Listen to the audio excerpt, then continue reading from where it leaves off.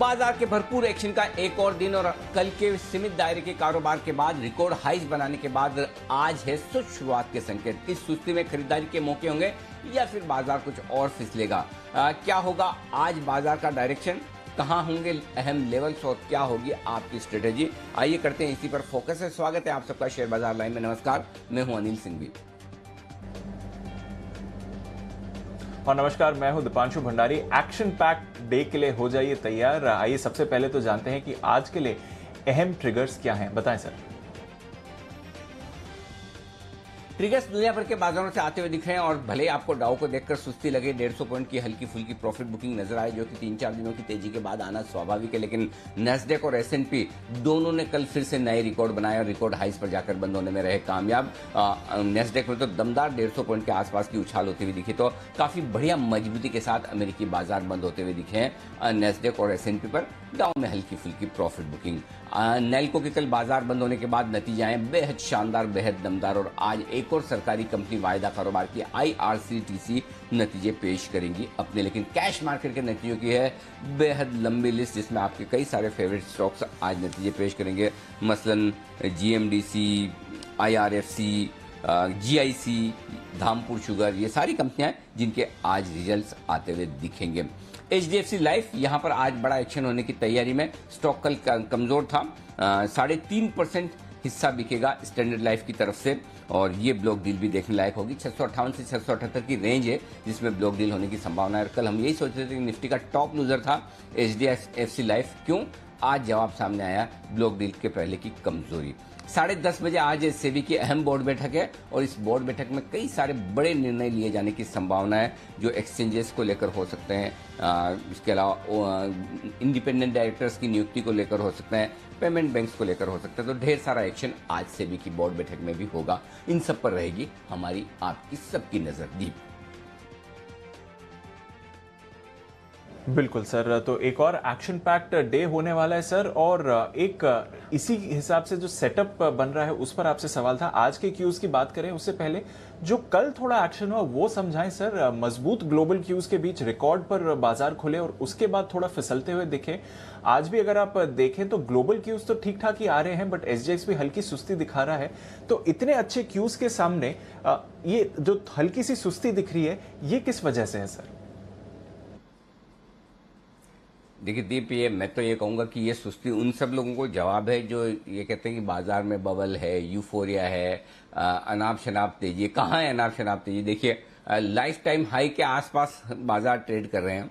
कल ही बनाया है लाइफ टाइम हाई, उसके बावजूद कहाँ ऐसा मूड है कि मतलब सब कुछ खरीद लो, जो मर्जी आए खरीद लो, अनाप शनाप तेजी। तो यही तो अच्छी बात है बाजार की। जब इस तरह का यूफोरिया बनता है तब टॉप बनता है। जब ये यूफोरिया ना बन रहा हो तो फिर आप मान कर चलें कि बाजार में अभी भी अपसाइड बाकी है, अभी भी तेजी बाकी है। रुक रुक कर, अटक कर चलना बाजार के लिए सबसे बढ़िया बात है। और ये जो तेजी होती है धीमे धीमे वाली तेजी, और slow and steady win the race वाला मामला है, तो आराम से हर लेवल पर हर एक ट्रेडर को, हर एक इन्वेस्टर को खरीदारी और बिकवाली का दोनों का मौका मिलना चाहिए। तभी सही प्राइस डिस्कवरी होती है और तभी आपको सही पता चलता है कि कौन कमजोर है, कौन मजबूत है, खरीदने वाला है या बेचने वाला। और ये बाजार की सेहत के लिए अच्छा है। नहीं तो आप सोचिए अगर उस तरह की तेजी हो जहां हर रोज निफ्टी स्पीड से 1000 पॉइंट बढ़ने के लिए 7-8 ट्रेडिंग सेशन लगाएं, जब तक आप सोचें, डिसाइड करें। और अल्टीमेटली देखिए, अगर किसी को स्टॉक्स खरीदना है तो स्टॉक्स खरीदने के पहले उसकी रिसर्च होनी चाहिए, पढ़ना लिखना चाहिए, समझना चाहिए, आगे के प्रोजेक्शन देखें, सोच समझकर स्टॉक खरीदें। अगर समझिए 10, 12, 15 ट्रेडिंग सेशन में निफ्टी 1000 पॉइंट बढ़ जाए तो क्या किसी फंड मैनेजर के पास में, किसी इन्वेस्टर के पास में इतना वक्त है कि वो सोच समझकर इन्वेस्ट करे? फिर तो वही वाला मामला हो जाता है, इन्वेस्ट नाउ इन्वेस्टिगेट लेटर, के पहले खरीद लो। पता चला जब तक हम सोच रहे हैं, पढ़ रहे हैं, लिख रहे हैं, तब तक स्टॉक के भाव 30, 40, 50% ऊपर मिलेंगे, फायदा नहीं है। तो वो मार्केट अच्छा नहीं है। मार्केट ये वाला अच्छा है जहां बाजार रुक रुक कर चलता है, जहां बाजार में दोनों तरफ के ट्रेडर्स, इन्वेस्टर्स को पार्टिसिपेशन का मौका मिलता है और अनाप शनाप तेजी नहीं है। और ये न सिर्फ हमारे यहाँ बल्कि अमेरिका में भी, बल्कि दुनिया भर के बाजारों में भी लाइफ टाइम हाई के आसपास है।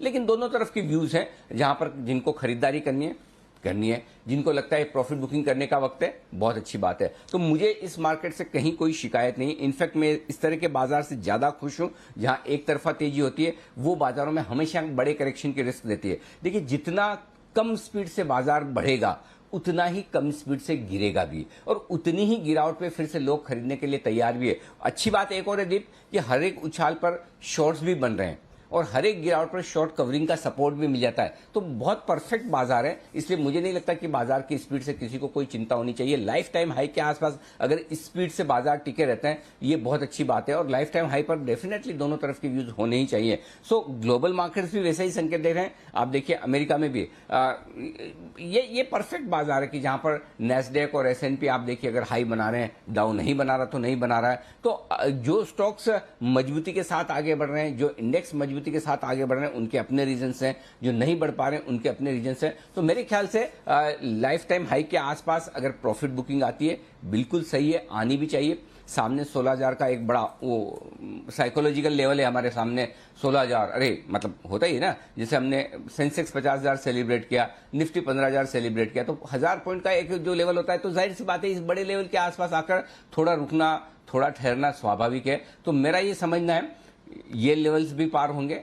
आप 16,000 के ऊपर भी निफ्टी को देखेंगे, 50,000 के बाद 53,000 आ गया आपके सामने, 60,000 भी आएगा, सारे लेवल्स आएंगे। लेकिन जो बाजार के बढ़ने की स्पीड है वो बहुत अच्छी है। और एक और चीज, आमतौर पर यूफोरिया में आप बहुत सारे पेनी स्टॉक्स को चलते हुए देखते हैं, 1 रुपए, 2 रुपए, 5 रुपए, 10 रुपए वाले शेयर तेजी से दौड़ लगाते हैं कुछ स्टॉक्स ऐसे भागे हैं, लेकिन अब भी सारे स्टॉक्स ऐसे नहीं जहां पर बाजार में सिर्फ वो 10, 20, 50 में से 1, 2, 5, 10 रुपए वाले शेयर ही चल रहे हो। क्वालिटी वाले शेयरों में ज्यादा तेजी है। और तीसरी बात, आमतौर पर यूफोरिया का एक और संकेत दीप जो मिलता है वो प्राइमरी मार्केट से मिलता है कि अनाप शनाप सब्सक्रिप्शन आ रहा है आईपीओ में और लोगों को लगता है कि बस इसके बाद तो पैसा बनना ही बनना है, ऐसे आईपीओ कभी जिंदगी में मिलेंगे नहीं। लेकिन आप देखिए पिछले हफ्ते 4 आईपीओ जो बंद हुए, उनमें से 2 में तगड़ा सब्सक्रिप्शन आया, डोडला में और श्याम मेटेलिक्स में, और 2 में सब्सक्रिप्शन हल्का आया, सोना में और साथ ही किम्स में।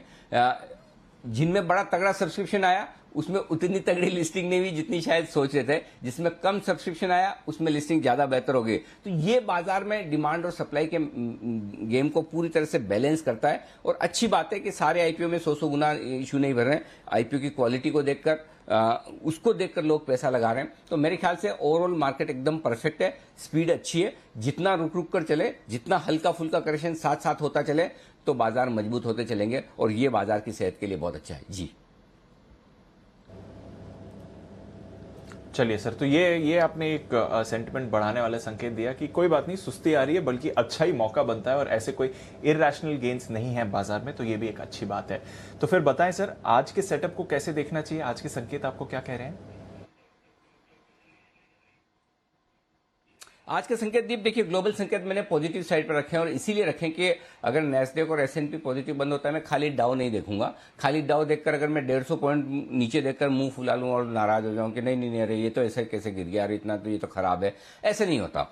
तो ठीक है, ओवरऑल पर्सपेक्टिव में आप देखिए, नो डाउट हम डाउ को ज्यादा फॉलो करते हैं, इसमें कोई डाउट नहीं है। लेकिन S&P 500 जो ज्यादा ब्रॉड बेस इंडेक्स है अमेरिका का, नेस्डेक को चलो मान भी लें कि चलो ठीक है, नेस्डेक अपनी जोन में अपने तरीके से चलता है, वहां का बैंक निफ्टी मान लो उसको कि वो बड़ा उतार चढ़ाव वाला इंडेक्स है। लेकिन ओवरऑल अगर आप ये देखें तो मेरे ख्याल से संकेत अच्छे ही हैं। थोड़ी बहुत प्रॉफिट बुकिंग आना लाजमी थी। कल हम बात कर भी रहे थे क्लोजिंग के वक्त की 3 दिनों से जो अच्छी तेजी बनी है उसके बाद थोड़ी बहुत प्रॉफिट बुकिंग आ जाए तो कोई बड़ी बात नहीं है। और 40-50 पॉइंट तो डाउ फ्यूचर्स तब भी नीचे थे, तो 150 ही गिरे तो कोई खास दिक्कत वाली बात नहीं। और डाउ फ्यूचर में भी हल्की फुल्की सुस्ती है, 40-50 पॉइंट नीचे है। तो संकेत मिले जुले, हल्के से नेगेटिव साइड पर आप रख सकते हैं, नेगेटिव से न्यूट्रल साइड के संकेत आप न्यूट्रल से पॉजिटिव साइड के आप संकेत मानकर चल सकते हैं। ओवरऑल FIs के संकेत नेगेटिव साइड पर है, ये चिंता की थोड़ी सी बात है, इसे आगे विस्तार से हम बातचीत करेंगे। घरेलू फंड्स के संकेत पॉजिटिव साइड पर हैं। वायदा कारोबार के संकेत आज न्यूट्रल से पॉजिटिव होते हुए दिखे। ये एक इंटरेस्टिंग चीज है जिस पर हम विस्तार से बातचीत करेंगे दीप। सेंटिमेंट पॉजिटिव है और ट्रेंड भी पॉजिटिव है। तो ये सारे हैं आज के लिए आपके संकेत। निफ्टी 15,750, 15,775 दिन के लिए पहला सपोर्ट जोन है। यहां पर सपोर्ट लेना चाहिए और आसानी से ये लेवल नहीं टूटेगा और शुरुआत इन लेवल के आसपास होगी तो वहीं पर सपोर्ट लेता हुआ दिखेगा भी बाजार। इसके नीचे 15,675 से 15,700 स्ट्रॉन्ग बाय जोन है, जहां पर आपको खरीदारी भी करनी चाहिए और शॉर्ट कवरिंग भी। ऊपर में 15,860 से 15,900 हल्की फुल्की रुकावट का लेवल है। इसके पार निकले तो 15,950 से 16,000 की रेंज में आएगी और वहां पर प्रॉफिट बुकिंग और शॉर्ट पोजीशन बनाने के मौके भी आपके लिए जरूर होंगे निफ्टी पर। अब आइए बैंक निफ्टी।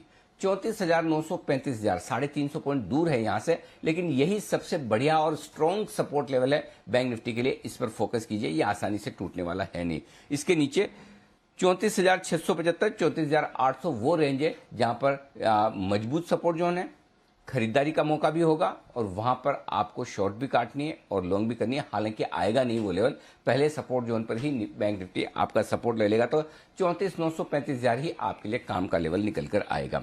आइए ऊपर कितना जा सकता है, 35,550 35,650 कल भी इसी रेंज से घुमा है, आज भी यही रेंज है जो रुकावट की लेवल है। 35,650 की अब तक की इस रनअप में सबसे बेस्ट क्लोजिंग हमने बैंक निफ्टी पर देखी है, तो 35,650 की ऊपरी रेंज होगी। इसके पार निकल कर गए तो 35,725 35,800 वो रेंज है जहां पर आपको डेफिनेटली प्रॉफिट बुकिंग करनी चाहिए और शॉर्ट भी कर सकते हैं। ये आपके लिए बड़े लेवल से निफ्टी और बैंक निफ्टी पर। बिल्कुल सर, तो बड़े लेवल्स आपके लिए निकल कर आ रहे हैं। ज्यादातर क्यूज आज के लिए पॉजिटिव या न्यूट्रल ही आपको दिख रही हैं। दिन की रेंज क्या रहेगी सर? दिन की रेंज निफ्टी पर 15,775 15,860 की रेंज है जिस पर आपको फोकस करना है। शुरुआत इसी रेंज में हम करने की कोशिश करेंगे और उसके बाद देखते हैं वहां से आगे किस तरफ बढ़ते हैं। तो ये आपके लिए दिन की रेंज हो गई दीप। उसके बाद 15,750 15,900 दिन की मीडियम रेंज है। ज़्यादा संभावना है कि इस रेंज में ही पूरा दिन हम बिता दें। और बड़ी रेंज के तौर पर 15,675 से 15,975, ये 300 पॉइंट की रेंज आपके लिए बड़ी रेंज का काम करेगी। तो ये रेंज होगी आपकी निफ्टी पर।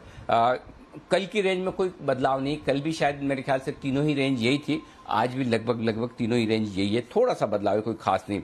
बैंक निफ्टी 35,550 दिन की छोटी रेंज है, कल भी यही थी। 34,900 35,650 कल भी यही थी मीडियम रेंज, और ज्यादा संभावना है कि मीडियम रेंज के बाहर हम किसी भी तरफ ना निकले।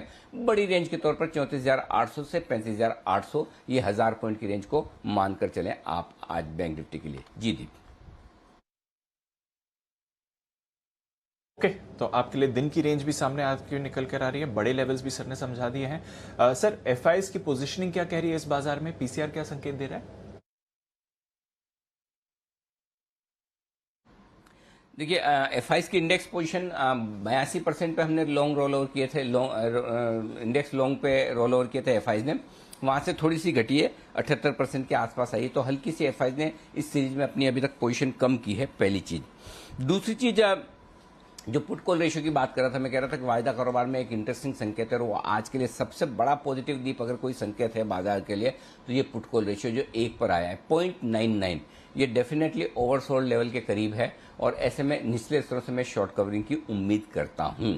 तो अब ये निचले स्तर कहाँ होंगे वो मैं आगे रेंज में बताऊंगा, लेकिन पुट कॉल रेशियो सीरीज की शुरुआत में 0.99 डेफिनेटली ओवरसोल्ड है, इसमें कोई डाउट नहीं। तो जो आप कह रहे थे ना कि बाजार में क्यों इतनी तेजी नहीं बन रही या क्यों इतना ऊपर के लेवल पर करेक्शन आ रहा है, तो आप देखिए इस लाइफ टाइम हाई मार्केट पर भी वो उत्साह, वो उमंग, वो जोश और वो अनाप शनाप खरीदारी का मूड नहीं है। शॉर्ट वाले भी उतने दमदार हैं, आप देखिए, और भले ही वो शॉर्ट वाले एफआईज हों, भले ट्रेडर हो, कोई भी हो सकता है, लेकिन पोजीशन बाजार की शॉर्ट में भी बराबर है। और पुट कॉल रेशियो अगर लाइफ टाइम, मुझे याद है दीप पहले जब लाइफ टाइम हाई बनता था, आई डोंट नो आपको याद है कि नहीं है, एक जमाना था जब लाइफ टाइम हाई पे वक्त पे पुट कॉल रेशियो होता था 160 170 180, ये तो put call ratio 10-10 12-12 15-15 stock FNO के बैन में चलते थे। आपको याद है 15-15 शेयर आपने देखे हैं एफएनओ के बैन में? ऐसी लंबी लंबी लिस्ट होती थी, हर स्टॉक हर दूसरा स्टॉक बैन में जाने की तैयारी में,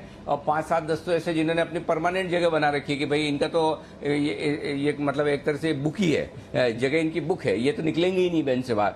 वो यूफोरिया होता है, ये नहीं है यहाँ। तो आप देखिए हार्डली 2-3 है बेचारे, ले देखे आइडिया चले जाता है, सन टीवी चले जाता है, भेल वेल चले जाता है, ये 3-4 से ज्यादा तो कोई परमानेंट मेंबर ही नहीं बचे। तो इस हिसाब से आप देखो तो बाजार अभी भी किसी भी तरह से यूफोरिक नहीं है, ऐसा मतलब अनाप शनाप तेजी करने वाले भी अनाप शनाप तेजी नहीं कर रहे हैं और मंदी करने वाले तो मंदी कर ही रहे हैं। सो उस लिहाज से मुझे लगता है ये ओवरसोल्ड मार्केट है अभी भी पुट कॉल रेशियो के लिहाज से, और ये आपको शॉर्ट कवरिंग देगा। साथ में विक्स देखिए आपका अनचेंज है, विक्स लोअर लेवल पर है, जो आपको कंफर्ट कॉन्फिडेंस देता है थोड़ा और तेजी की तरफ। जी दी। बिल्कुल सर। और ये 6 महीने 8 महीने पहले की बात है, याद है। और स्पेशली जो बैन लिस्ट होती थी, एक अलग संकेत बन गया था हमारा। बैन लिस्ट को देखकर भी बाजार का मूड माहौल पता चलता था। ज्यादा स्टॉक्स अगर बैन में आते थे तो थोड़ा करेक्शन का भी संकेत था। बट डेफिनेटली ओवरसोल्ड तो नहीं कहेंगे बाजार को, बट ओवर बॉट भी नहीं है और यूफोरिया भी नहीं है इस समय। तो अच्छे संकेत मानने चाहिए इसे। एग्जिस्टिंग पोजिशन है सर, तो फिर क्या करें? अच्छा दीप, हाँ इसी में एग्जिस्टिंग पोजीशन पर उसी पे एक चीज और याद आई। आपको एक और बात याद होगी। देखिए मार्च में, जो पिछले मार्च 2020 में मंदी हुई थी जोर से, ठीक है, उस समय सेबी ने मार्केट वाइड पोजीशन लिमिट्स 50% कर दी थी, ठीक है, बहुत सारे स्टॉक थे। उसके बाद से वो market wide position limit change नहीं हुई, अभी भी लोअर लिमिट पे ही चल रहे हैं हम, करेक्ट। जबकि लाइफ टाइम लो से लाइफ टाइम लो नहीं, 52 हफ्तों के निचले स्तर पर जो 7,500 का निफ्टी था, वहां से हम 15,000 के ऊपर आ गए।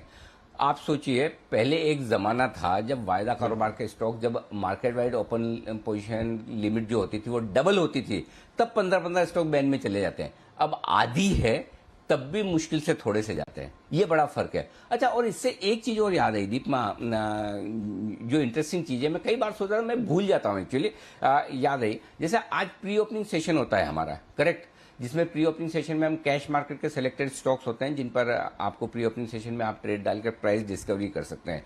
एक अच्छा तरीका ये भी हो सकता है कि इस प्री ओपनिंग सेशन को वायदा कारोबार के शेयरों के लिए भी खोला जाए, ताकि क्योंकि अल्टीमेटली वॉल्यूम वायदा कारोबार के शेयरों में ज्यादा होता है, प्राइस डिस्कवरी वहां बेहतर होती है। कैश मार्केट में आप सपोज प्री ओपनिंग सेशन में कोई 5-10 हज़ार शेयर डिलीवरी के हिसाब से लेने देने का डाल दे, तो वो ओपनिंग आपको जो मिलती है वो सही नहीं मिलती है। और इसलिए कई बार आपको याद होगा, जब सुबह 9:08 पर मैं कहता हूं कि जिस लेवल पर खुल रहा है उसी लेवल पर बेच दीजिए या खरीद दीजिए, इतना गैप से बनता नहीं है। तो उसकी वजह ये होती है कि प्री ओपनिंग सेशन में सिर्फ कैश मार्केट में पार्टिसिपेशन होता है। प्री ओपनिंग सेशन वायदा कारोबार के शेयरों के लिए भी होना चाहिए।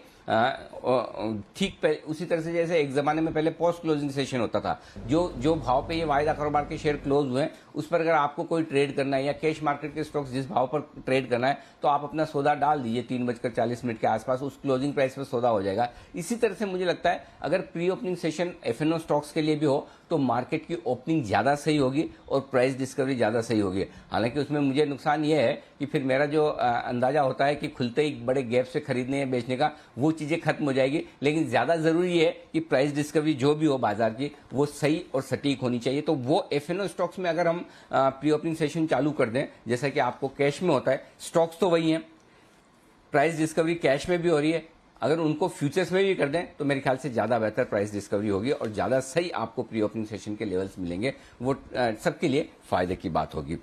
आइए, अब जो आप कह रहे थे एग्जिस्टिंग पोजीशन में क्या करना है, स्टॉप लॉस रखिए 15,675 का एग्जिस्टिंग पोजीशन पर, ये आपका स्टॉप लॉस होना चाहिए इंट्राडे भी और क्लोजिंग बेसिस पर भी। 20-25 पॉइंट का आप अपना दिमाग लगा लें, 15,650 15,700 की रेंज में वहां पर रुकना चाहिए। तो 15,675 मैंने क्लोजिंग बेसिस पर स्टॉप लॉस रख दिया है।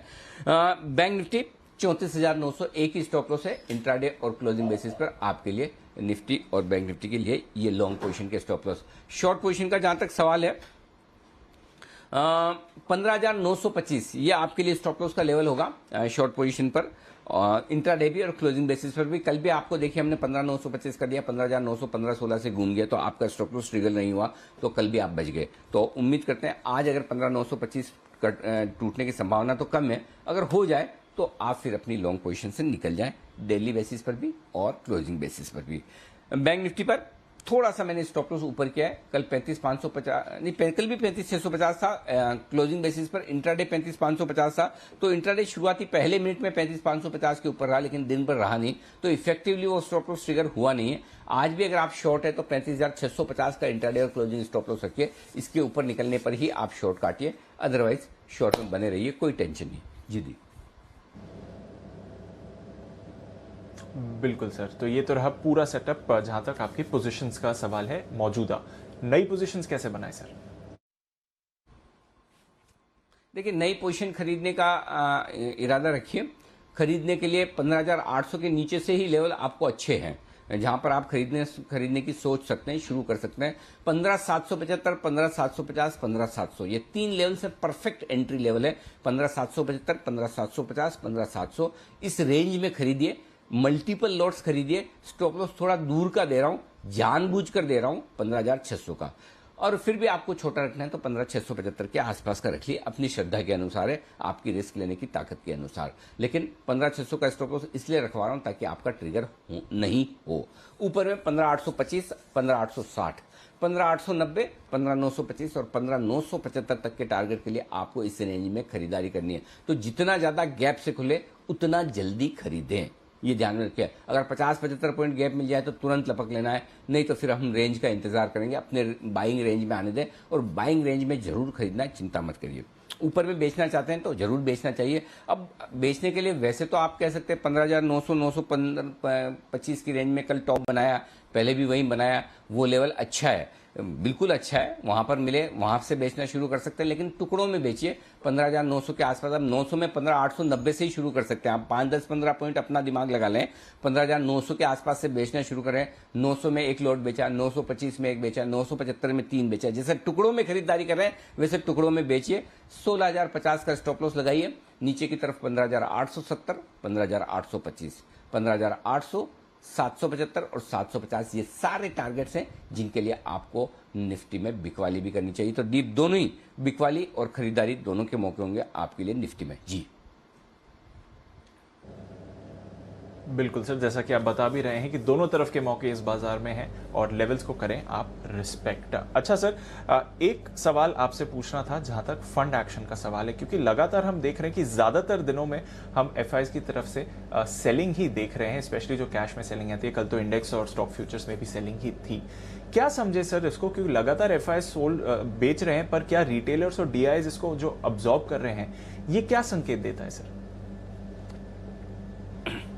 दीप, इस सवाल का जवाब दूंगा मैं, उससे पहले एक बार मैं बैंक निफ्टी की नई पोजीशंस भी बता दूं, बैंक निफ्टी के लेवल्स दे दूं एक बार, और उसके बाद मैं फंड एक्शन पर भी आता हूं।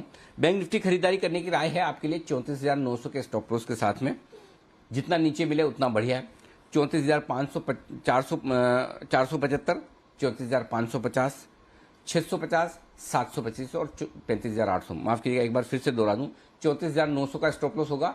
35,475, 35,550, 35,650, 725 और 800। अब आपको स्टॉप लॉस दिख रहा होगा दूर यहां से, ठीक है, 400 पॉइंट नीचे, बराबर है, सही है। तो इसलिए इसका मतलब ये कि आपको 35,250, 35,150, 35,050 इन लेवल्स के आसपास सोचते रहना है, धीमे धीमे एंट्री करना है। कितना गैप से खुलता है, जितना 35,000 के नजदीक खरीद पाए, 35,000, 35,150 की रेंज में, उतना आपके लिए बहुत बढ़िया एंट्री पॉइंट है। तो इस एंट्री पॉइंट को ध्यान में रखते हैं आराम से नीचे में खरीदिए। स्टॉप लॉस 34,900 का लगाइए। और जो लोग शॉर्ट करना चाहते हैं बैंक निफ्टी, उन्हें जरूर करना चाहिए। और शॉर्ट करने के लिए रेंज जो है वो 35,550 से 35,725 की रेंज है। कल भी 35,575 के आसपास आपका हाई बनाए, वहां पर बेचिए। 650 पर बेचिए, 725 पर बेचिए, चाहे तो 800 तक भी बेच सकते हैं। स्टॉप लॉस लगाइएगा 35,850 का, ठीक है। नीचे के टारगेट जो बनेंगे वो 35,475, 375 छोटे टारगेट, 300 और 250 मीडियम टारगेट। इससे ज्यादा के टारगेट मैंने दिए नहीं है। वैसे 34,900, 35,000 तक के बनते हैं, इतने मेरे ख्याल से काफी हैं आपके लिए। ये है टारगेट। अब आइए, आप जो कह रहे थे कि क्यों एफआईज बेच रहे हैं, क्यों बेच रहे हैं, इसके लिए किसी बढ़िया एफआई का इंटरव्यू करना चाहिए दीप, हमें लगता है। लेकिन बात वही है कि देखो एक सिंपल सी चीज है। मैं आपको एक सवाल ऐसा पूछता हूं कि मतलब अगर आप जिसे आप जॉब कर रहे हैं, ठीक है, आपको जॉब करने का एक ऑप्शन है कि आप इंडिया में जॉब करें, दूसरा ऑप्शन है कि आप इंडिया के बाहर जॉब करें, और आपको ये बोला जाए कि आपकी सैलरी लेवल सेम है, या फिर आपके लिए बाहर के खर्चे यहाँ के खर्चे मिलाकर जो भी कर करा के जो नेट सेविंग है आपकी, जितना यहाँ बचा पाते हैं उतना ही बाहर बचाएंगे, तो आपकी चॉइस क्या होगी? मैं यही जॉब करूँ, क्यों जाऊँ फिर? दूसरा, अगर आपको मैं कहूँ कि यहाँ रियल एस्टेट मिल रही है, आपको प्रॉपर्टी मिल रही है, कहीं और बाहर भी मिल रही है आउट ऑफ इंडिया, वहाँ खरीदिए, वहाँ भी अप्रिसिएशन इतना ही होगा जितना यहाँ होगा, लगभग बराबर होगा, तो फिर आप कहेंगे मेरे आंखों के सामने मैं क्यों फालतू में उधर जाऊँ। सिमिलर सोच एफआईज की हो सकती है, मैं ये नहीं कह रहा हूँ ही हो सकती है। अगर उनके मार्केट अच्छे कर रहे हैं, उनके मार्केट में भी भरपूर पैसा बन रहा है, उनके मार्केट लाइफ टाइम हाई पर है, जाहिर सी बात है कोई भी एफआई होगी तो उनको अपने बाजारों की समझ दूसरे बाजारों के मुकाबले में हमेशा ज्यादा होगी। हम कितना ही पढ़ लिख लें, हाँ, हमारे इंडियंस में काफ़ी लोग जाते हैं बाहर करियर बनाते हैं, लेकिन अगर आप इंडिया में पढ़ाई लिख कर गए हैं, आपने पूरी ज़िंदगी यहाँ बिताई, तो जाहिर सी बात है जो पकड़ आपकी इंडियन मार्केट्स की होगी वो अमेरिकन मार्केट्स की उतनी ज़्यादा नहीं होगी। सिमिलरली अमेरिका के अगर एफआईज को ये लगता है कि उनके मार्केट में ही अच्छी तेजी है, उन्हें वहाँ के स्टॉक्स की समझ ज़्यादा है, वहाँ की इकोनॉमी की समझ ज़्यादा है, वहाँ के बाजारों की समझ ज़्यादा है, तो फिर उनका फोकस ये रहेगा पैसा ही तो बनाना है और पैसा ही तो लगाना है। तो फिर कोई ज़रूरी तो है नहीं कि हम अगर और ऐसा भी नहीं कि कोई एमर्जिंग मार्केट्स और इंडियन मार्केट्स ने ग्लोबल मार्केट्स के मुकाबले में, अमेरिका के मुकाबले में ज़्यादा अच्छा प्रदर्शन किया हो। तो अगर बराबर पैसा बनना है या कम पैसा बनना है तो इंडिया में क्यों ना हम वहाँ लगाएं। तो अभी जब तक अमेरिकी बाजारों में बड़ी तगड़ी तेजी है और वहां पर रुझान मजबूती का है, तब तक हो सकता है एफआईज का पार्टिसिपेशन आपको धीमा दिखे। लेकिन ऐसा भी नहीं है कि कोई बहुत बड़ी बिकवाली कर रहे हैं, एफआईज बिल्कुल सब कुछ बेचकर निकल जाने के मूड में। आप देखिए हल्की फुल्की बिकवाली है, स्टॉक स्पेसिफिक बिकवाली हो सकती है, और इसमें कोई डाउट नहीं दीप की लाइफ टाइम हाई पर ढेर सारे स्टॉक्स ऐसे हैं जो महंगे भी ट्रेड कर रहे हैं, 40, 50, 60, 70, 80। भाई वित्त वर्ष 2023 की अर्निंग्स को हम डिस्काउंट करना शुरू कर दिए हैं, ठीक है। अभी तो वित्त वर्ष 2021 ढंग से खत्म नहीं हुआ है, 2 साल 3 साल आगे की अर्निंग्स को हम डिस्काउंट कर रहे हैं। तो जाहिर सी बात है कुछ वैल्यूएशंस महंगे हैं और वहां पर स्टॉक स्पेसिफिक एफआईज की बिकवाली है, थोड़ी प्रॉफिट बुकिंग है, तो गलत नहीं। तो मैं एफआईज की तरफ से बिकवाली का व्यू कोई गलत नहीं मानता। और एक और बात अच्छी जो दीप है वो, चलिए अभी तो हमारे लोकल ट्रेडर्स है, इन्वेस्टर्स है, यहाँ की एचएनआई मनी है जो मुकाबला कर रही है, वो डाल रहे हैं।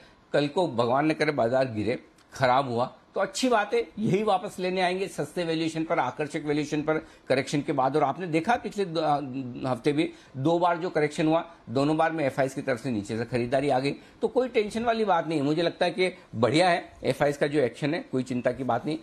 खराब आंकड़ों के बावजूद आप लाइफ टाइम हाई पर हैं, कल फिर से लाइफ टाइम हाई बना था, 1660 करोड़ की कैश में बिकवाली है एफआईज की, उसके साथ 1058 करोड़ की फ्यूचर्स में बिकवाली है, यानी कि आप 2600-2700 करोड़ की बिकवाली स्टॉक्स में देख रहे हैं, 700 करोड़ से ज्यादा की इंडेक्स में बिकवाली है। तो नो डाउट अगर आज के लिए आपको एक कोई नेगेटिव संकेत बाजार के लिए देखना है तो वो डाउ का 150 पॉइंट गिरना नहीं है।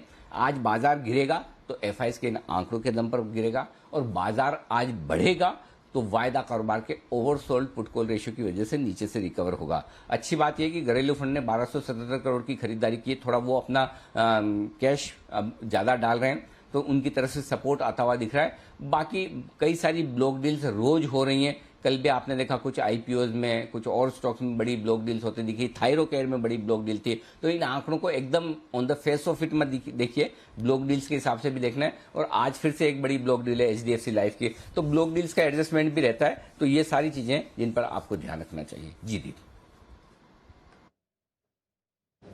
बिल्कुल सर, तो थोड़ा ब्लॉक डील्स का एडजस्टमेंट है, कोई परेशानी की बात नहीं है, सेलिंग हो रही है तो, क्योंकि हर डिप पर हम देख ही रहे हैं बाजार को सपोर्ट मिल रहा है।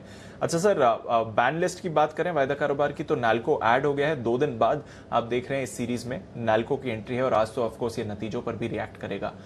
वायदा कारोबार के हिसाब से कोई इंपॉर्टेंट लेवल सर आज के लिए? 15,800 एक ही सबसे इंपॉर्टेंट लेवल है, मेक और ब्रेक। 15,800 के ऊपर टिके हैं आप, बहुत अच्छे हैं। 15,800 के नीचे अगर ट्रेड करना शुरू करेंगे तो हल्की सी कमजोरी है। क्यों? 15,800 के पुट पर 31 लाख शेयर हैं, कॉल्स में 29 लाख शेयर हैं, लगभग बराबरी का मामला है। और कल इंट्राडे में एडिशन जो हुआ है वो भी लगभग बराबरी का, थोड़ा सा कॉल राइटर्स ज्यादा ऐड हुए हैं, ठीक है। ऊपर में 15,900 को पार करके निकलना मुश्किल होगा। 43 लाख शेयरों का ओपन इंटरेस्ट है, 19 लाख शेयर कल ही जुड़े, तो वहां पर थोड़ी सी 15,900 और 16,000 दोनों ही लेवल पर दबाकर कॉल राइटिंग हुई है। तो आज के लिए फिर आपके लिए 15,800 निर्णायक लेवल हुआ, 15,900 ऊपरी, और नीचे की तरफ 15,700 मजबूत सपोर्ट आप मानकर चल सकते हैं। ये वायदा कारोबार के डेटा में दिख रहा है। आइए बैंक निफ्टी, 35,000 आसानी से नहीं टूटना चाहिए। Highest open interest bank Nifty के पुट्स में 35,000 पर है, 13 लाख शेयरों का। ऊपर में 35,500 आसानी से पार नहीं होगा, मुश्किल है। 17 लाख शेयरों का ओपन इंटरेस्ट वहां। कल 35,500 पर बड़ी कॉल राइटिंग होती दिखिए, 8 लाख शेयर जुड़े हैं। तो आज अगर फिर से 35,550, 35,575, कल का जो हाई है 35,576, उसके ऊपर निकलकर बैंक निफ्टी टिकता है तो फिर एग्रेसिव शॉर्ट कवरिंग आएगी, जो बैंक निफ्टी को थोड़ा सा, बैंक निफ्टी के लिए कल का जिस तरह का माहौल बना है 35,500, 550 रुकावट का रेंज आ जाता है। ये वायदा कारोबार के डेटा के लिहाज से। जी दी। क्लियर है सर। तो चलिए, इंपॉर्टेंट लेवल्स आपके सामने हैं, पूरा सेटअप भी सर ने आपको समझा दिया है। अब देखते हैं किस तरह का आज का मार्केट एक्शन रहेगा। ढेरों स्टॉक्स भी हैं जो खबरों पर रिएक्ट करने वाले हैं, आइए उनके बारे में जानें और साथ ही ब्रोकरेज एक्शन किधर है इस पर भी चर्चा करते हैं। कुशल, देवांशी, मानसी और साथ ही आशीष हमारे साथ तैयार हैं। कुशल, गुड मॉर्निंग, बताएं आज के ट्रिगर्स और खबरें कौन सी हैं? Good morning Deepanshu. सबसे पहले ट्रिगर्स में एफ&ओ स्पेस से आईआरसीटीसी के नंबर्स पोस्ट मार्केट आते हुए दिखेंगे। इसके अलावा कैश स्पेस की आज जो रिजल्ट्स हैं उसकी लंबी सूची है, जिसमें आपको चुनिंदा नाम बता देता हूं, जिसमें डीसीएम श्रीराम लिमिटेड, ईआईडी पैरी, फिनोलेक्स केबल्स, इसके अलावा जीएमडीसी जैसे स्टॉक्स पर आपको नजर रखनी होगी। इनफैक्ट हुडको यहाँ पर नतीजों के साथ साथ 15,000 करोड़ रुपए के फंड जुटाने पर भी आज विचार किया जाएगा। साथ ही आईबी हाउसिंग भी पूंजी जुटाने पर आज जो है बोर्ड बैठक करता हुआ दिखेगा। रुचि सोया यहाँ पर बोर्ड बैठक में बड़ी अनाउंसमेंट्स के एक्सपेक्टेशंस है, तो देखना होगा कि यहाँ से किस तरह की जो अनाउंसमेंट्स हैं बोर्ड लेता हुआ दिखता है। साथ ही सेबी की बोर्ड बैठक भी आज होने वाली है। एक्स डिविडेंड 2 स्टॉक्स ट्रेड करते हुए दिखेंगे, जिसमें एचडीएफसी एएमसी और एचडीएफसी बैंक शामिल है। और एचडीएफसी एएमसी ने आपको याद होगा 34 रुपए प्रति शेयर का ऐलान किया, प्रति शेयर या डिविडेंड का ऐलान किया था, और एचडीएफसी बैंक ने भी 6.5 रुपए प्रति शेयर का डिविडेंड का ऐलान किया था। तो ओवरऑल ये दोनों स्टॉक जो है एक्स डिविडेंड ट्रेड करते हुए दिखेंगे आज। ओके, तो ये है आपके लिए कुछ ट्रिगर्स आज के लिए जहां पर रखनी है आपको नजर। देवांशी, गुड मॉर्निंग, बताएं कुछ नतीजे कौन से हैं? Good morning Deepanshu. आज सबसे पहले शुरुआत करते हैं नैल्को से। आप देखिए कल के ट्रेडिंग सेशन में भी अच्छे गेन्स होते हुए दिखे और जो नतीजे आते हुए दिखे वो काफ़ी शानदार हैं। जो अनुमान था उससे सारी फ्रंट्स पर जो नंबर्स हैं वो काफ़ी बेहतर आते हुए दिखे। इनकी जो आय है उसमें करीब 45% तक की बढ़त आती हुई दिखी है। कामकाजी मुनाफा आप देखिए 208 करोड़ से बढ़कर 944 करोड़ पे आता हुआ दिखा है। मार्जिन 11% से बढ़कर 33% पे आते हुए दिखे हैं और जो मुनाफा है उसमें भी एक बड़ा जंप इस बार आता हुआ दिखा है। करीब 9 टाइम्स का जंप है। 936 करोड़ का मुनाफा कंपनी ने पोस्ट किया है 100 करोड़ से बढ़कर। और इस बार हमने देखा कि जो बॉक्साइट का प्रोडक्शन है वो उच्चतम लेवल्स पर आता हुआ दिखा।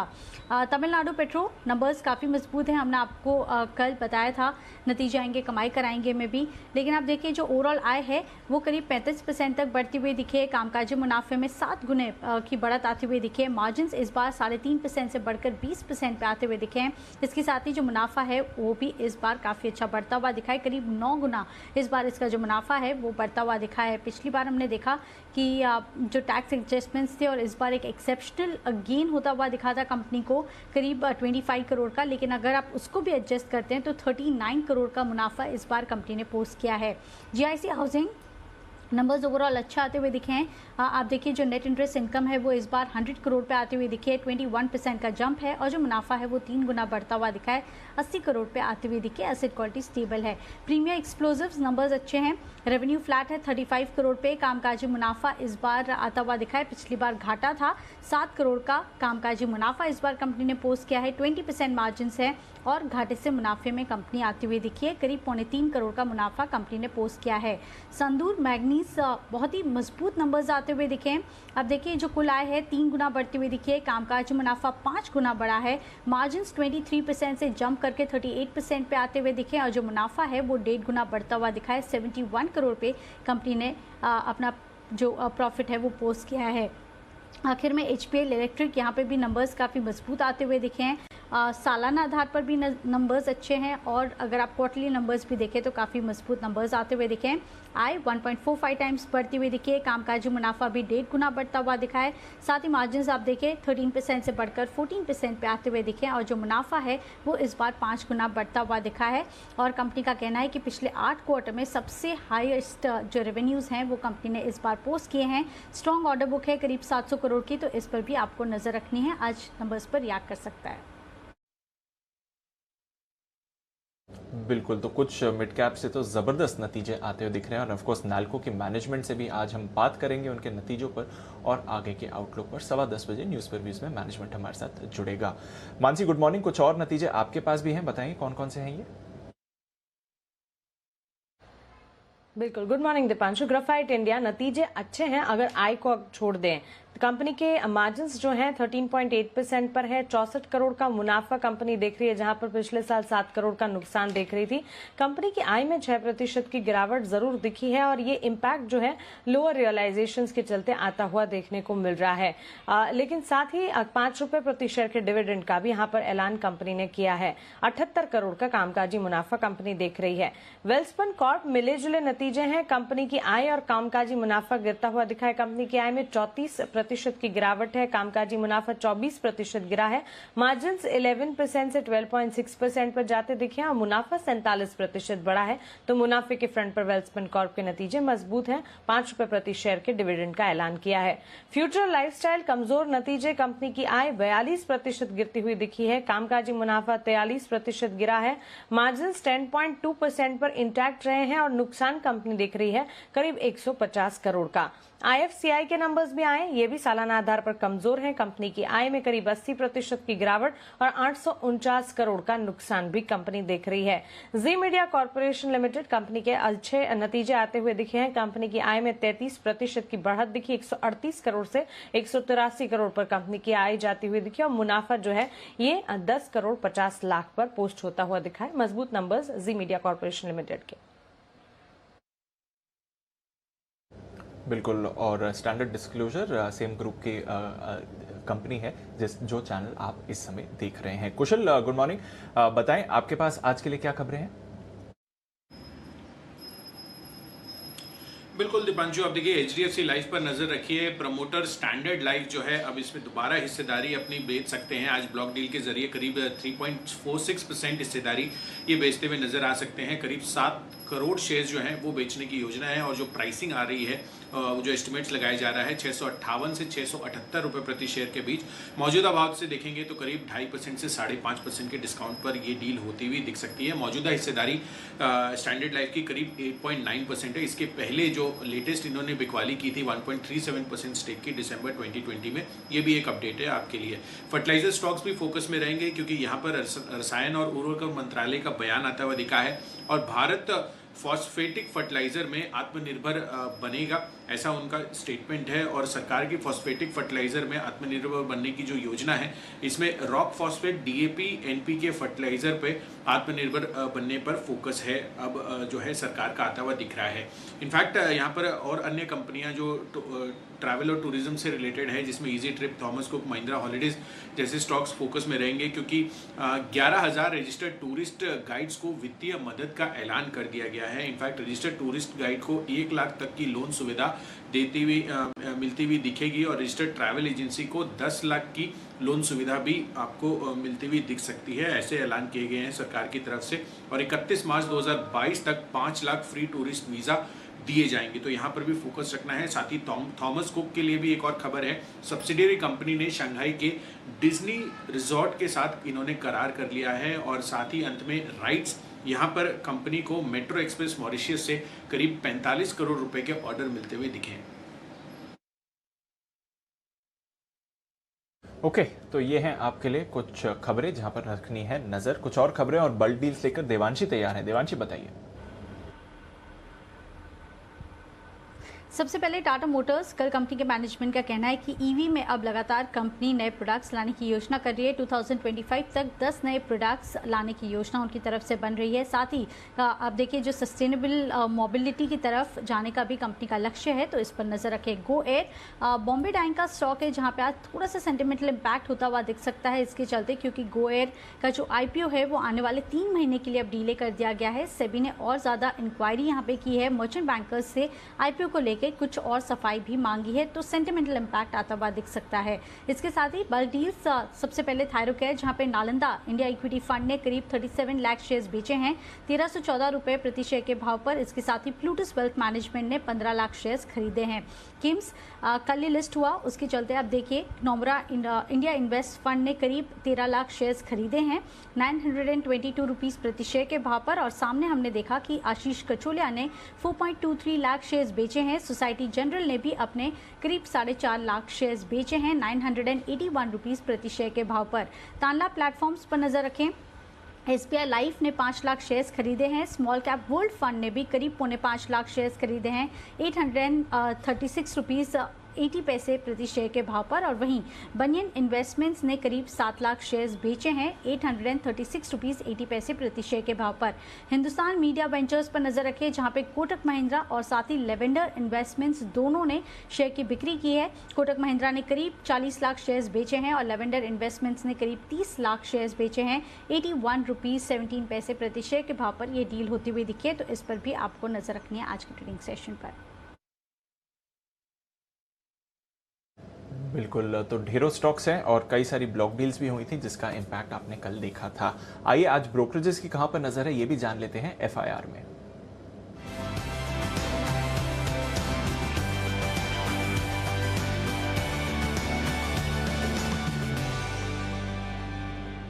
मॉर्निंग आशीष, बताइए आज क्या कहना है ब्रोकरेजेस का।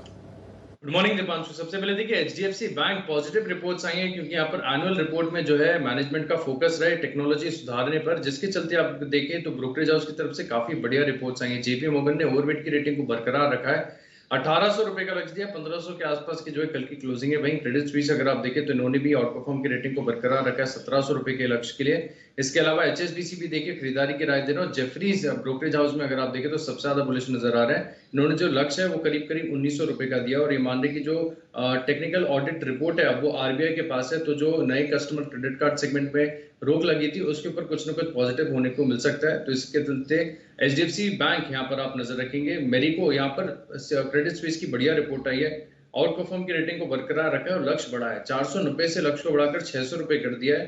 510 जो है कल की क्लोजिंग है। मान रहे सफोला में अगले FY24 तक अगर आप देखें अगले 2 वित्त वर्ष तक अच्छी ग्रोथ देखने को मिल सकती है, जिसके चलते मेरे को फोकस में रहेगा। JSW एनर्जी यहाँ पर नतीजों के बाद CLSA की रिपोर्ट आई है जहां पर खरीदारी की रेटिंग को अब बिकवाली की है, यानी रेटिंग को डाउनग्रेड किया है। 146 का लक्ष्य दिया, 154 जो कल की क्लोजिंग है। हालांकि ये कह रहे हैं कि जो रिन्यूएबल पोर्टफोलियो है यहाँ पर बढ़िया ग्रोथ देखने को मिली और फ्यूचर ग्रोथ प्रोस्पेक्ट भी जो है शानदार नजर आ रहे हैं। अंत में टेक्निकल यानी IT स्टॉक्स पर आपको नजर रखनी है। मॉर्गन स्टैनली की रिपोर्ट आई है, TCS पर 3870 रुपए का लक्ष्य दिया। वहीं इन्फोसिस पर अगर आप देखें तो 1800 रुपए का लक्ष्य दिया है और मान रहे कि IT स्टॉक्स में अगर आप देखें तो मीडियम टर्म की जो ग्रोथ है वो विजिबिलिटी है, जिसके चलते यहाँ पर इन्हें IT सेक्टर पसंद आ रहा है। तो ये कुछ स्टॉक्स हैं जिन पर आज नजर रहेगी। ओके, तो ये है वो तमाम रिपोर्ट्स जिन पर आपको करना है फोकस। यहीं पर आज FIs की तरफ से रिपोर्ट्स आती है। आइए बढ़ते हैं आगे, देख लेते हैं हमारे एक्सपर्ट्स को क्या क्या है पसंद। आइए वक्त है पिक ऑफ द डे का।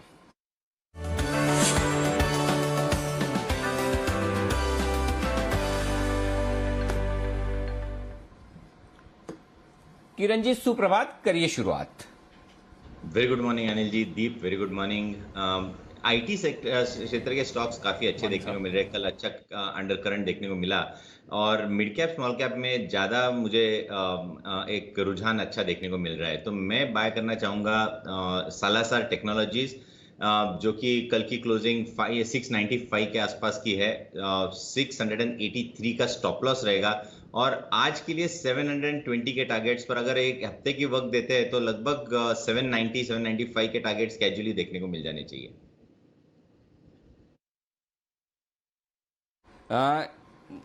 बताएं बंसल जी, आपकी पसंद का share.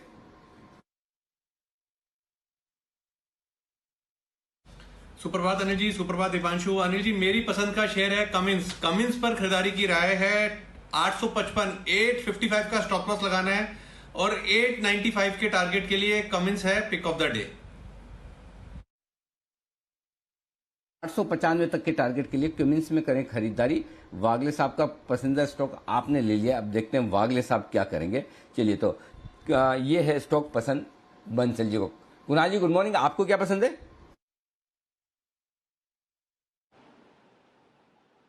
Good morning Anil ji, good morning Deepanshu. Anil ji खरीदारी की राय है PI इंडस्ट्रीज में। PI इंडस्ट्रीज लगातार धीमी गति से ऊपर की ओर जा रहा है, लाइफ टाइम हाई पर बंद हुआ है। एक ब्रेकआउट फ्रेश चार्ट पर आता हुआ हमने कल के ट्रेड में देखा, तो PI इंडस्ट्रीज बाय करके चले। 2875 2875 पर स्टॉप लॉस रख लें। 3000 के टारगेट के लिए PI इंडस्ट्रीज में खरीदारी की राय। 3000 पे इतना ज्यादा जोर क्यों कुणाल जी, कोई खास बात?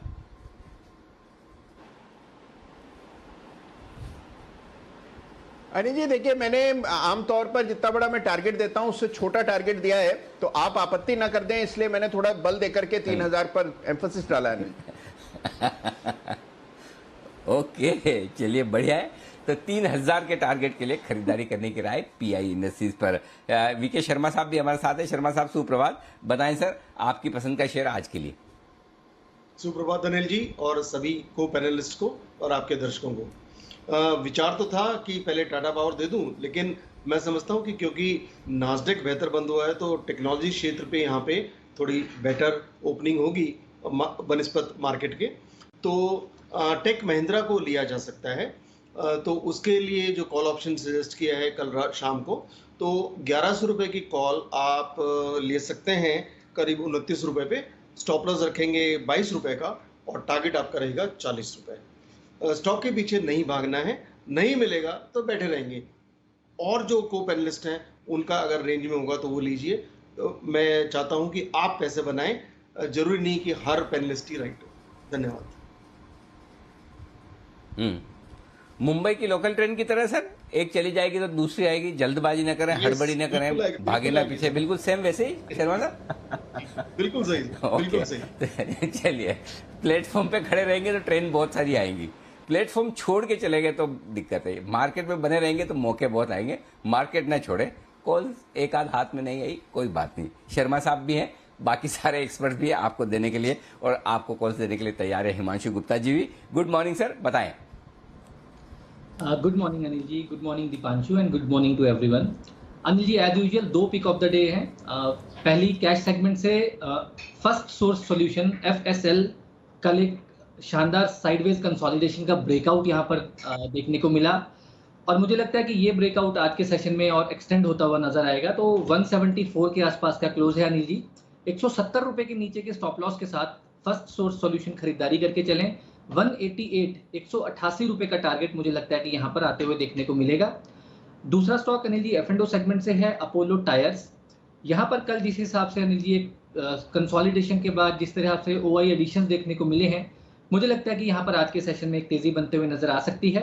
तो यहाँ पर भी अनिल जी लगभग 227 रुपए के आसपास का फ्यूचर का क्लोज है। 240 रुपए के टारगेट के लिए अपोलो टायर्स में खरीदारी की राय है, और 222 रुपए का एक स्टॉप लॉस लगाया जा सकता है। ओके, 222 रुपए के स्टॉप लॉस के साथ खरीदारी करें 240 के टारगेट के लिए, और 227 के आसपास बंद हुआ है।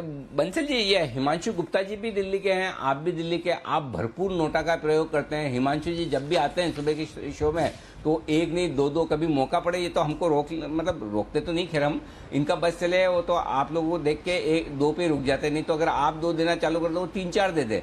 तो इतना फर्क क्यों? उम्र का असर है या कोई और बात है कि आपकी और हिमांशु की उम्र में बहुत फर्क है तो उस वजह से वो ज्यादा एक्टिव है? ऐसा क्या है मतलब बंसल जी, क्यों ऐसा? हिमांशु जी इतनी सारी पिक्स देकर आप नोटा इस्तेमाल करते हो?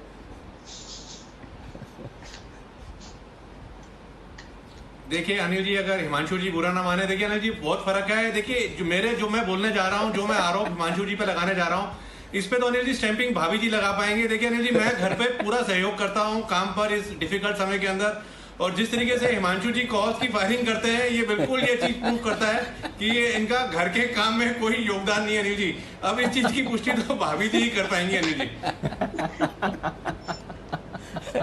देखो कुणाल जी कुछ कहना चाह रहे हैं। जी कुणाल जी।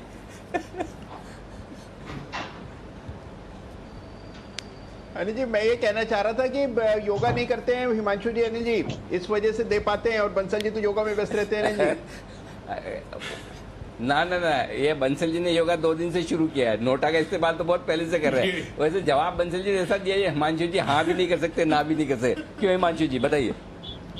अनिल जी, जहाँ तक घर के काम की बात है उसके बारे में तो मैं अब कुछ नहीं कमेंट करना चाहूंगा, लेकिन जहाँ तक योगा की बात है Anil ji, yoga is part of my life, ना केवल 2-4 दिन से बल्कि लगभग 10 साल से। क्या बात। और Anil ji, this is a miracle this is the best thing that has happened to me. मतलब योगा जिंदगी का एक ऐसा इंटीग्रल पार्ट है जिसके बिना मैं नहीं रह सकता। ओके, तभी अब समझ में आया, उम्र बंसल जी की और हिमांशु जी की बराबर मानी जाए, योगा की वजह से हिमांशु जी थोड़ा हमें ज्यादा यंग दिखते हैं। क्यों शर्मा साहब, सही है ना? बिल्कुल सही है सर।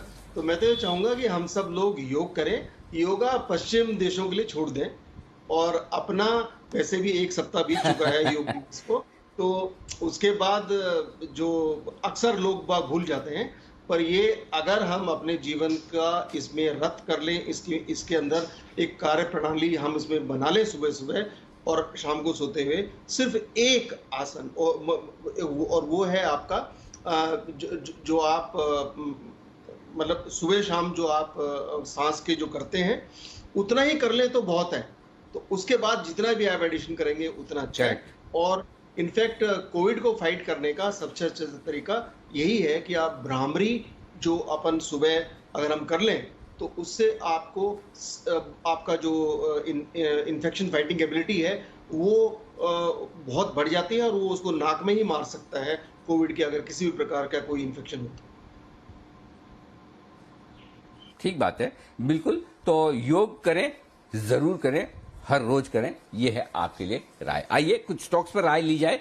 ढेर सारे स्टॉक्स हैं आज जो रहेंगे, आज भरपूर एक्शन में और लिस्ट है लंबी। स्टॉक्स में जो एक्शन है उसमें से शुरुआत करते हैं। टीएन पेट्रो बहुत ही दमदार नतीजे आते हुए दिखे कल बाजार बंद होने के बाद, और नाक में भी हमने ये बताया था ये स्टॉक हमारे एसआईपी स्टॉक से लिस्ट में भी रहा है।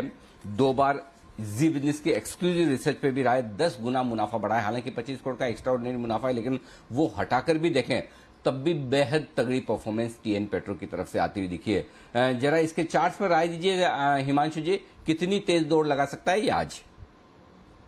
अनिल जी, जो स्टॉक का चार्ट पैटर्न है वो ऑलरेडी काफी पॉजिटिव है, और जो हम एक मीडियम टर्म इस स्टॉक पर टारगेट पर काम कर रहे हैं वो लगभग 170 रुपए का टारगेट है अनिल जी। तो अब ये देखना होगा कि आज नंबर्स के चलते ये जो टारगेट 170 रुपए का जो लगभग यहाँ से अभी भी 50-55 रुपए दूर है, वो 1 से 2 दिनों में आता है या थोड़ा टाइम इसको लगता है। All in all chart formation काफी पॉजिटिव है, और शॉर्ट टर्म में 100 और 115 रुपए की कंसोलिडेशन के बाद कल ही यहाँ पर एक ब्रेकआउट आता हुआ नजर आया है। तो जिनके पास ऑलरेडी पोजीशंस हैं 112 रुपए या 113 रुपए के नीचे के स्टॉप लॉस के साथ यहाँ पर पोजीशन में बने रहें। 165-170 रुपए के टारगेट्स यहाँ पर मुझे लगता है कि बहुत जल्द आते हुए देखने को मिल सकते हैं।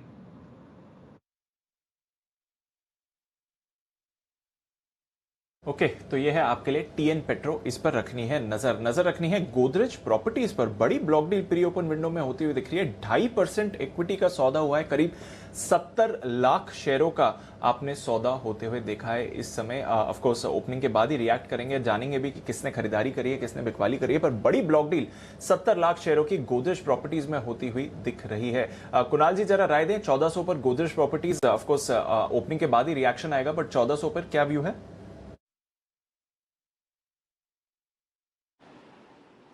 देखिए, मुझे लगता है एक सीमित दायरे का कारोबार देखने को मिलेगा दीपांशु। कोई बहुत वाइल्ड मूव्स आएंगे इसकी संभावना कम दिखती है। जो दायरा है वो काफी बड़ा दायरा है, लेकिन एक दायरे में स्टॉक काफी अरसे से ट्रेड कर रहा है। तो मुझे लगता है कि 1350 से लेकर के 1450 यानी कि 100 रुपए का ये जो बैंड है, इसी में स्टॉक कुछ वक्त बिता सकता है। और हो सकता है कि आज आपको थोड़ा एक डिक्लाइन देखने को मिले। 1350 के आसपास ये बहुत आकर्षक खरीद होगी।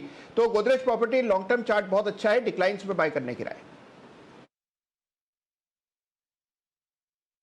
ओके, तो डिक्लाइंस पर खरीदारी की राय है। 1400 पर गोदरेज प्रॉपर्टीज। देखते हैं इस बड़े ब्लॉक डील पर किस तरह का रिएक्शन आता है और किस भाव पर यह ब्लॉक डील हुई है, ये भी आपके लिए जानने की कोशिश करेंगे।